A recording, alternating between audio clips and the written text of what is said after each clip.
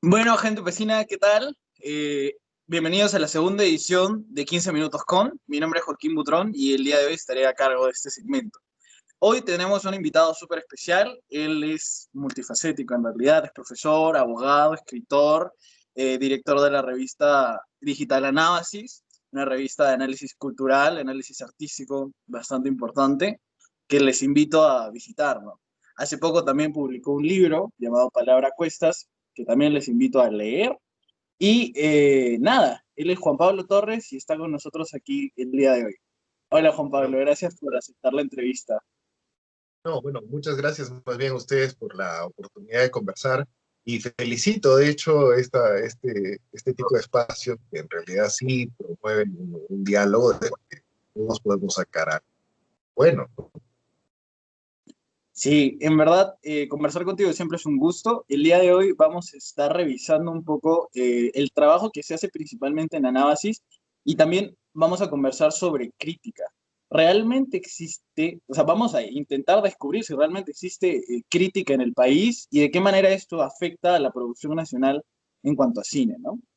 Eh, para comenzar, quería preguntarte, bueno, todo el mundo puede opinar y siempre hemos dicho que eso es algo saludable, pero realmente, ¿qué diferencia marca la opinión o la diferencia de la crítica? ¿Y realmente son lo mismo o son diferentes? ¿O por qué, no?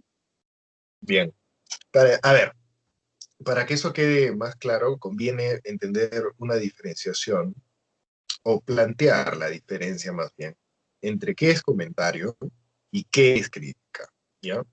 Porque cuando la gente opina, ni siquiera se realiza estas dos operaciones, está en un nivel más bajo todavía.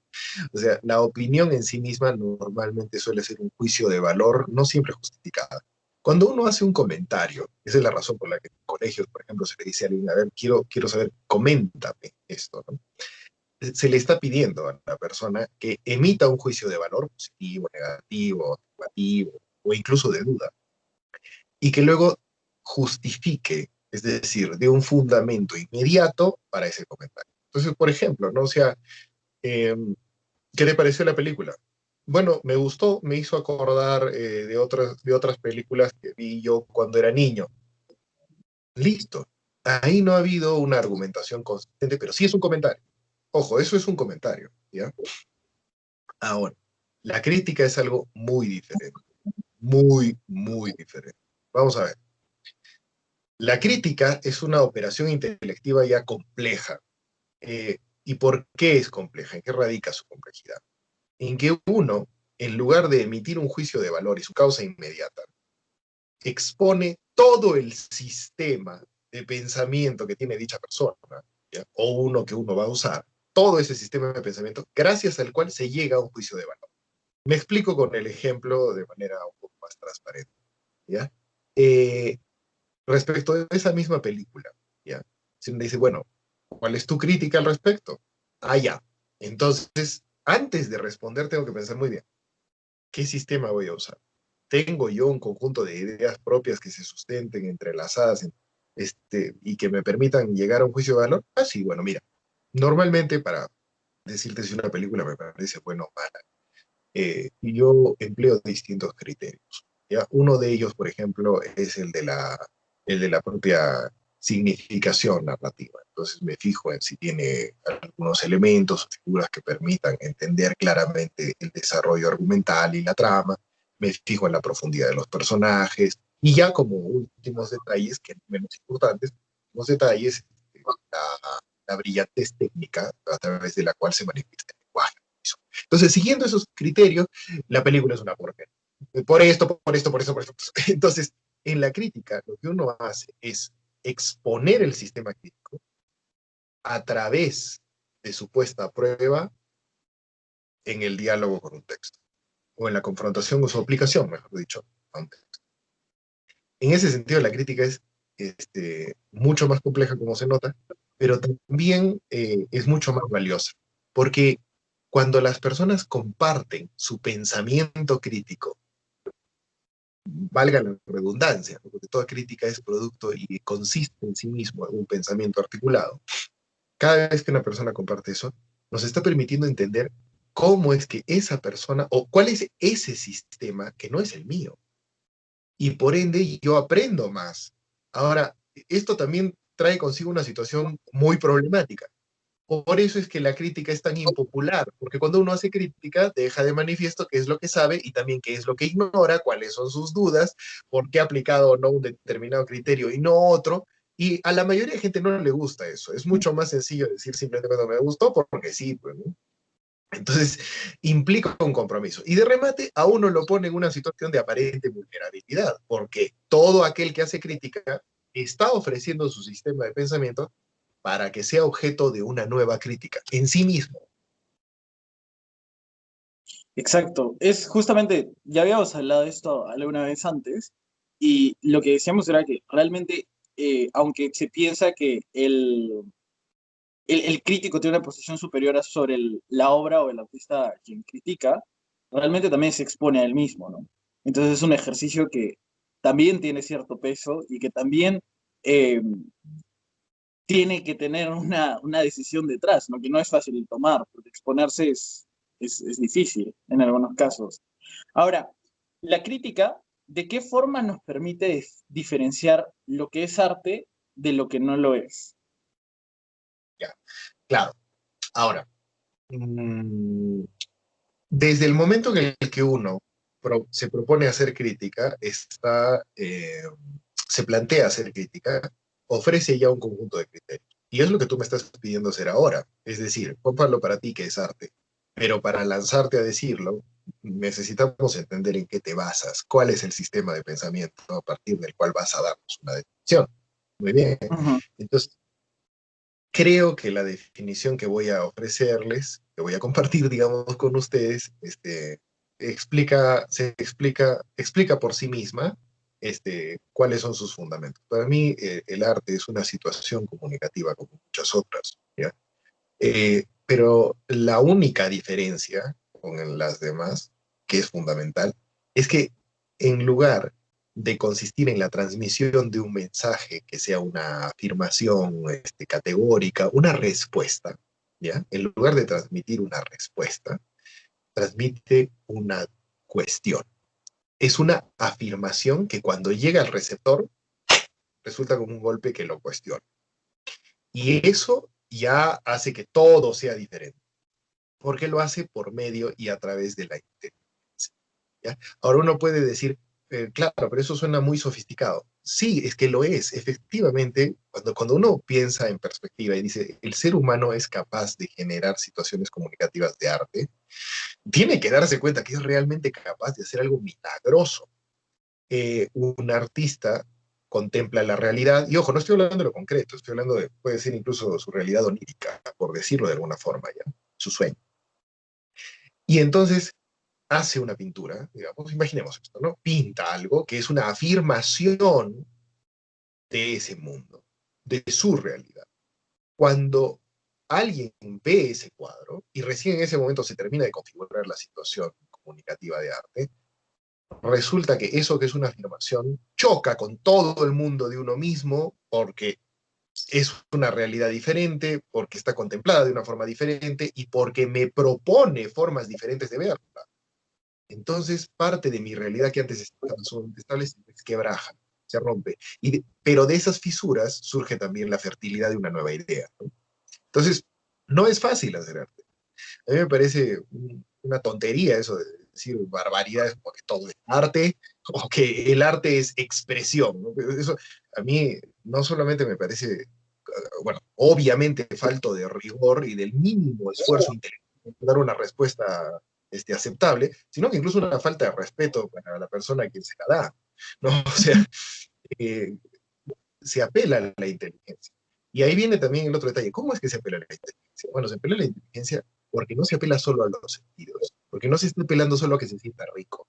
Y el artista, en este caso, el artista será el autor del trabajo de arte que es cuestionador, justamente porque es un trabajo de arte cuestionador, no pretende complacer. Ya, no pretende que tú te sientas muy bien diciendo, eso es lo que yo creía, eso es lo que yo pensaba. No, puede empezar con eso, te va a seducir. Por eso es un juego de inteligencia. Te voy a hacer creer que esto está bien. Y una vez que te tengo sujeto como presa, empiezo a dinamitar toda esa con dudas.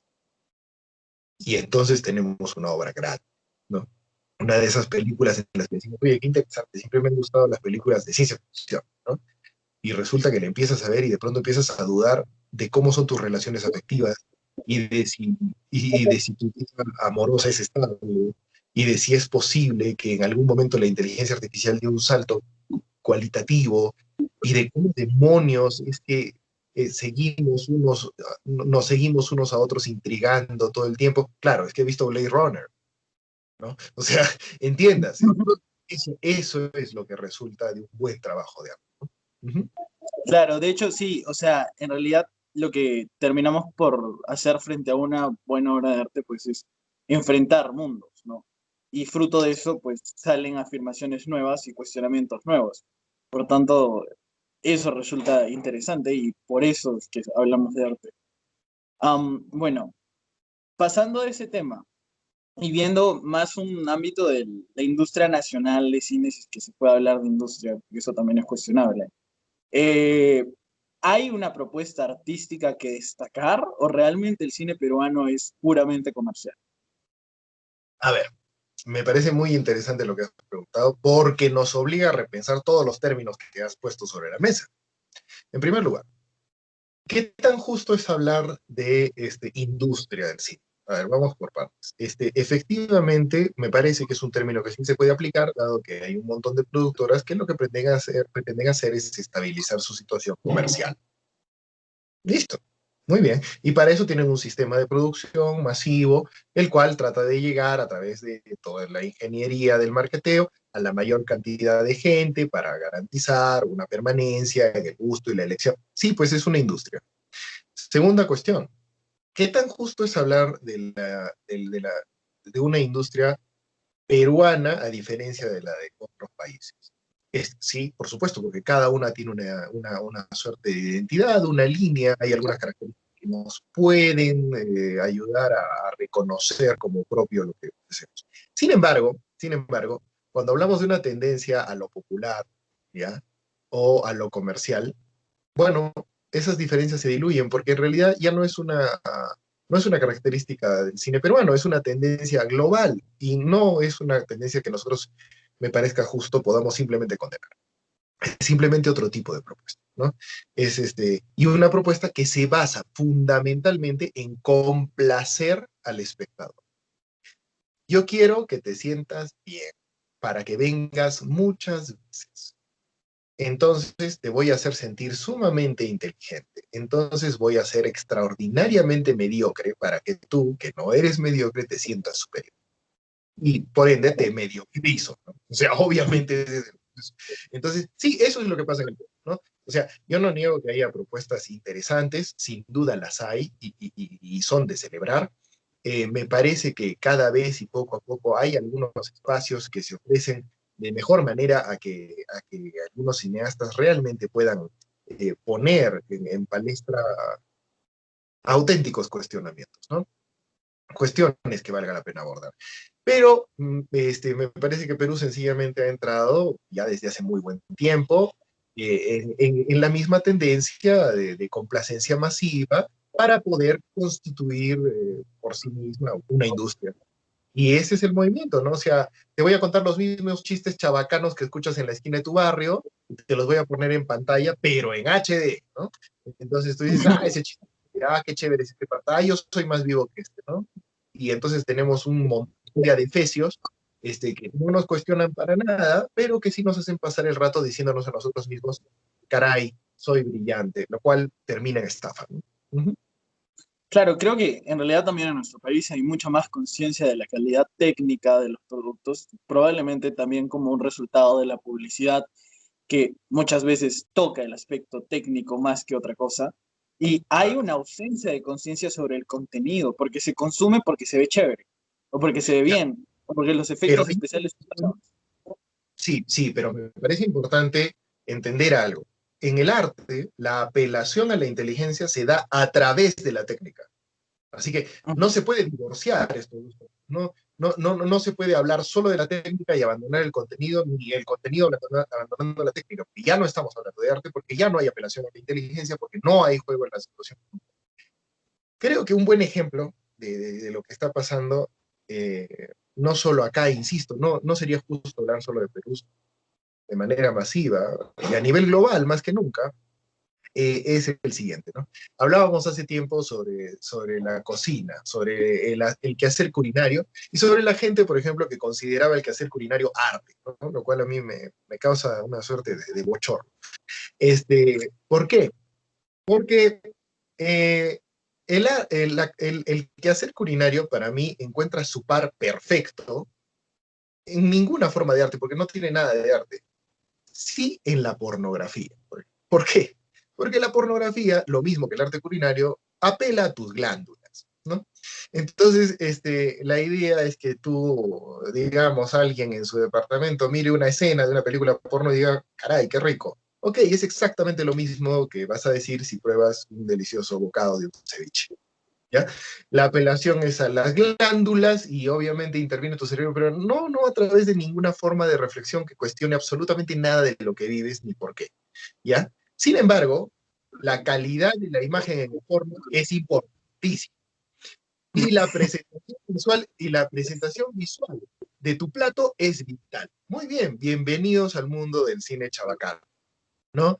Entonces, se apela fundamentalmente a lo técnico porque se está apelando a los sentidos para complacerte a través simplemente de la percepción, valga decirlo, de la glándula. O sea, que algo en ti pues brote y ya está. En cambio, un artista de verdad, bueno, más que hablar de artistas, es mejor hablar, un trabajo de arte serio, lo que hace es tocar un fondo importante por medio de un lenguaje que te seduce a través de la percepción. Entonces uno ve una toma magnífica, pero la toma magnífica es el medio y torna en sustancia para cuestionarte sobre algo. Y ese es el momento en el que hablamos, pues, de, del auténtico surgimiento, o mejor dicho, del brillo del lenguaje cinematográfico. Lo mismo que ocurre con el literario, el lenguaje interpretativo, dramático, etcétera. Claro, sí, en realidad, pues ojalá que haya más propuestas de arte en el país a partir de esto, ¿no? Como vemos, entonces hay una directa relación entre el pensamiento crítico y el cuestionamiento. O sea, primero tenemos que pensar de manera crítica para después poder cuestionar y proponer afirmaciones que interroguen, ¿no? Entonces, lo que te quería preguntar ahora es, ¿cuál es el rol que juega la universidad o las universidades de artes o de comunicación, en las facultades de artes o de comunicaciones en el desarrollo de este pensamiento crítico y por tanto en el crecimiento del movimiento artístico en el país, ¿no?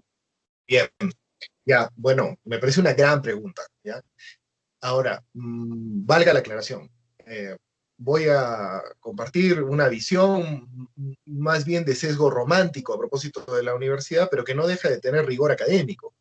La universidad es la casa del encuentro del pensamiento crítico por excelencia, de su formación, el ambiente en el que se supone ha de garantizarse, cuaje el pensamiento crítico para compartirse con el mundo. ¿Por qué? Bueno, vamos, hasta el propio nombre nos lo dice, la universidad es el centro en el que se concentra, ¿ya? Un montón de discursos, cada uno representante de una perspectiva, a propósito de cómo se contempla, se entiende y se cuestiona el mundo, entran en cocción y entonces enriquecen por su investigación, por el producto, por lo que ofrecen al mundo en el que está esa universidad. Eso debe ser una universidad. Y entonces, obviamente, la sociedad de afuera, o la sociedad a la que pertenece la universidad, es un reflejo de su universidad y viceversa, ¿ya? Porque se retroalimentan. Entonces tenemos una ecuación perfecta, ¿no? El símbolo de igual y aquí tenemos, ¿no? Si tenemos una escasa formación de pensamiento crítico, que empiezan en los colegios, pero se consolida en la universidad, es lógico que tengamos una escasa presentación o un escaso planteamiento de cuestiones importantes a través del lenguaje cinematográfico. Y si tenemos un escaso cuestionamiento en sociedad, es un poco difícil que en la universidad tengamos algo que valga la pena. Y el ciclo vuelve a empezar. ¿Cuál es la situación del Perú? Bueno, yo creo que la ecuación responde por sí misma, ¿no? Basta ver un poco la cartelera, sapear un poco entre las alternativas y nos damos cuenta de inmediato de que nuestras universidades son soberanamente mediocres en ese sentido. Felizmente, no todas, felizmente, dentro de algunas que podrían serlo en promedio, hay sesiones, hay trabajo, sobre todo conducidos por profesores que valen la pena, que funcionan. Pero ahí me parece que conviene también subrayar algo. La universidad está constituida en esencia fundamentalmente por los estudiantes. Entonces, cuando el estudiante cuestiona su cátedra, la cátedra que recibe, está promoviendo que la universidad se convierta en lo que es. Entonces, sí, puede sonar muy entusiasta, ¿no? Lo que digo, pero eh, depende de los estudiantes, ¿no? Un estudiante que cuestiona al catedrático porque tiene pensamiento crítico y por ende puede plantear un sistema que ponga en duda la calidad de su mediocre exposición. Bien. Claro, en realidad así comenzaría el cambio, ¿no? Y también recuerdo que conversábamos de esto simplemente para apuntarlo. El pensamiento crítico podría desarrollarse desde el colegio. El problema es que muchas veces nos encontramos con profesores que, más que cuestionarnos, pues nos imponen una forma de pensar, ¿no? Entonces O nos, pisotean. o nos complacen, o sea, están a punto de cuestionarnos, pero como los papitos no están muy de acuerdo con que se toque el Claro. mundo de sus hijitos, entonces, ok, no hay problema, puedo lamerte en los zapatos. Listo, se acabó, se fue todo al diablo. Ujú. Sí, y como dices, pues terminamos siendo mediocres por esa falta de las ansias por buscar algo nuevo, ¿no? Por cuestionar el mundo. Mediocridad Bueno, con tu Juan, más, dime, no te escuché lo último. mediocridad con tu más. Sí. Bueno, ahora vamos a ir a la última sección. Ya terminamos con las preguntas, pero ahora hay una parte más lúdica que hacemos en todas las entrevistas. Bueno, tú eres el segundo entrevistado, así que el cuadro de posiciones pues está todavía vacío, pero vamos a hacer preguntas rápidas, ¿no? Este, Joel Calero, que fue el anterior entrevistado, logró hacer 9 en un minuto. Vas a tener un minuto, yo te voy a soltar las preguntas, respondes lo primero que se te venga a la mente, porfa. ¿Ya? Entonces, Entiendo que tengo que buscar lo primero que se me ocurra y sin fundamentar, o sea, que cada quien sí, saque su... vamos rápido. Entonces, comenzamos en 3, 2, 1, vamos. Película favorita. Aguirre, no, 8:30. Película que no toleras. Armagedón. Director favorito. Terrence Malick. Género de cine favorito. Mm, el mal llamado drama. Cine o literatura. Literatura, sin lugar a dudas. Adaptación de un libro a película favorita. Eh, La muerte de un viajante. El director es el mismo que hizo la adaptación, además del tambor de Ojalata, ambas notables. Pero es una película para Escritor, televisión. escritor favorito. Son miles, pero me puedo quedar con Albert Cohen, Faulkner, Philip Roth, Marilyn Robinson y Marina Svetaeva. ¿Te dedicarías al cine? No, pero Ya, se chamba es... acabó se acabó el minuto. No sé cuántas preguntas respondimos, pero vamos a verlo en postproducción y ya aparecerás junto a Joel Calero en la tabla de posiciones en breves. Bueno, Juan Pablo, quería agradecerte una vez más por tu tiempo, gracias por la entrevista y también quería invitarte a que pues les presentes a los chicos en este comentario final la página de Anábasis para que puedan visitarla, porque creo que sería un muy buen paso para comenzar a ver crítica, a leer crítica y a desarrollar, como dices, por medio del enfrentamiento, un propio pensamiento crítico. Y también que les comentes un poco sobre tu libro que acaba de ser publicado, que acabas de presentar hace unos días, de Palabras Cuestas. Por favor, coméntales un poco de eso. Bueno, muchas gracias por la oportunidad. Bueno, sí, la Anábasis es una revista virtual. Pueden encontrarla como laanabasis.com o de hecho poniendo simplemente la Anábasis en Google no van a tener muchos problemas en dar con ella. Surgió precisamente como un esfuerzo de varios, somos varios quienes trabajamos allí, varios autores de textos, críticos y también muchos artistas que nos comprometimos a establecer oportunidades de diálogo en red. Entonces tenemos colaboradores de distintas partes. En el núcleo duro de Anábasis, por ejemplo, tenemos gente de Vancouver, de Barcelona, Madrid, la mayoría es de América Latina, de Chile, Ecuador, Uruguay, Argentina, y también obviamente acá Perú. Y bueno, sería estupendo contar con más visitantes. Nos tomamos unas vacaciones en el equipo de análisis que coincidieron, debo decir que no se debieron, coincidieron con el aislamiento social obligatorio, porque de hecho se dieron múltiples proyectos de varios de los integrantes del equipo, pero justamente ahora en octubre estamos sacando nuevo contenido para reiniciar la salida oficial de horas por mes. Y eso en cuanto a la anábasis, ¿no? Ahora, por otro lado, sí, efectivamente, hace unos días he tenido la suerte de ver ya vivo el último libro mío, que se llama Palabra a Cuestas. Ese libro, este, Palabra a Cuestas, con una formidable portada, por cierto, de la pintora argentina Ana Negro. ¿Ya? Es un texto narrativo, contiene 4 relatos y bueno, a mí me encantaría que pudiera sumar la mayor cantidad de lectores posibles, porque cuando uno escribe y se esmera lo más posible por hacerlo bien, ha sido mi caso, es un esfuerzo de los mayores que he hecho, lo que busca es justamente poder ofrecer algo que permita, en primer lugar, que cuestione a quien lo lee y que se preste bien a conversar. Claro, Entonces, sí, en realidad yo también los invito a leerlo. Yo tengo los 2 libros anteriores de Juan Pablo aquí y bueno, estoy esperando el tercero. Lo pueden encontrar en online, ¿no? En la página en de...